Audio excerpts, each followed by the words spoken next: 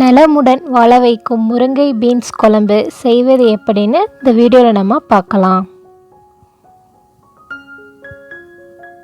கடுகு உளுந்து 1 டீஸ்பூன், கருவேப்பிலை சிறிதளவு, மஞ்சள் தூள் 2 டீஸ்பூன், வெங்காயம் 2 நறுக்கியது, சோம்பு 5 கிராம், சீரகம் 10 கிராம், எண்ணெய் 50 மில்லி, உப்பு தேவையான அளவு, தேங்காய்ச்சீல் 1/2 கப், கசகசா 15 கிராம், தக்காளி 8, பீன்ஸ் பயிறு 200 கிராம், உருளைக்கிழங்கு 2, கடலைப்பருப்பு 25 கிராம், தக்காளி உருளைக்கிழங்க பொடி பொடியாக நம்ம நறுக்கி வச்சுக்கிறணும். பிறகு அடுப்பில் கடாயில் வச்சு சிறிதளவு எண்ணெய் ஊற்றி கடலைப்பருப்பு 25 கிராம் சேர்த்துக்கலாம். அதை நல்லா வதக்கினதுக்கப்புறம் தேங்காய் சீலை இதோட சேர்த்துக்கலாம். ரெண்டையும் பொன்னிறமாக வதக்கணும். சீரகம் 10 கிராம் இதோட சேர்த்துக்கலாம்.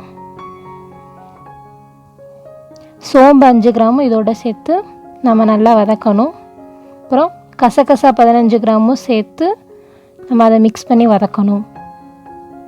இப்போ நம்ம அதை வதக்கினதை அரைச்சி எடுத்து வச்சுக்கலாம். பச்சை மிளகாய் 3 நறுக்கியதும் நம்ம எடுத்து வச்சுக்கலாம். அடுத்து கடாயில் சிறிதளவு எண்ணெய் ஊற்றி கடுகு உளுந்து கருவேப்பிலை போட்டுக்கலாம்.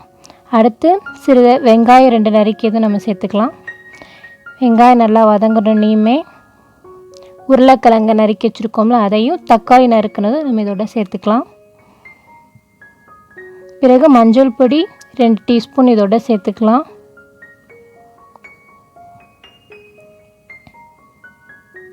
உப்பு தேவையான அளவு இதோட சேர்த்துக்கலாம்.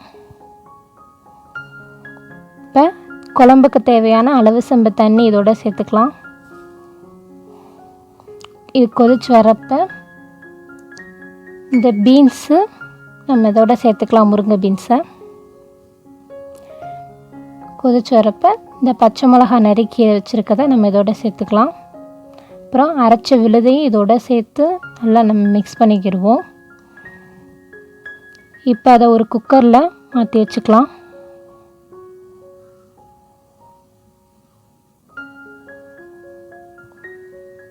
இப்போ குக்கரை க்ளோஸ் பண்ணி ஒரு விசிலுக்கு நம்ம வச்சுக்கலாம்.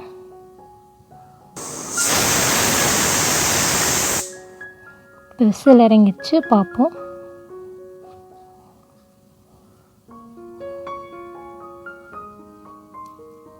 பீன்ஸ் நல்லா வெந்துருச்சு. இதை நம்ம மிக்ஸ் பண்ணி எல்லாத்துக்கும் சர்வ் பண்ணலாம். இதில் இந்த முருங்கை பீன்ஸ் சேர்த்துருக்கனால இது குடல் சம்பந்தமான நோய்களை தீர்க்கக்கூடியது. இதை சாப்பிட்டு எல்லோரும் மகிழ்வோமாக. எங்கள் யூடியூப் சேனலை சப்ஸ்கிரைப் பண்ணுங்கள். மறக்காமல் பெல் பட்டன் கிளிக் பண்ணுங்கள். லைக் பண்ணுங்கள், கமெண்ட் பண்ணுங்கள், ஷேர் பண்ணுங்கள். நன்றி. அன்புடன் இறைவனின் கருணை.